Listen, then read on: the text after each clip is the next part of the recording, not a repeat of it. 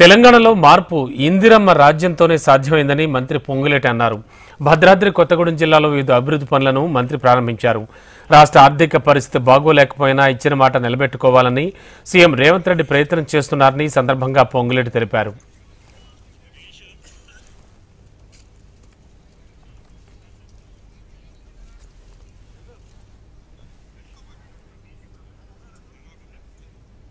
తెలంగాణ రాష్ట్రంలో మార్పు కావాలని అది ఇందిరమ్మతో రాజ్యంతోనే సాధ్యమని ఇందిరమ్మ రాజ్యాన్ని తెచ్చుకొని సంవత్సరం పూర్తయింది. అనుకున్న ఆశయాలు చాలా వరకు ఇందిరమ్మ ప్రభుత్వంలో చేయగలిగాం. ఇంకా చేయాల్సినవి కూడా చాలా ఉన్నాయి.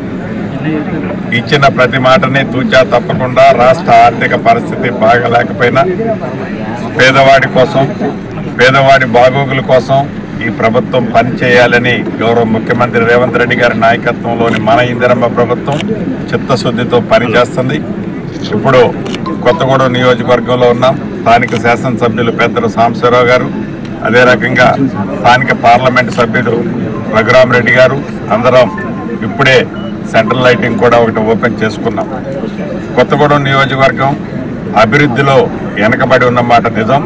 ఇది గిరిజన ప్రాంతం, మైనింగ్ ఉన్న ప్రాంతం.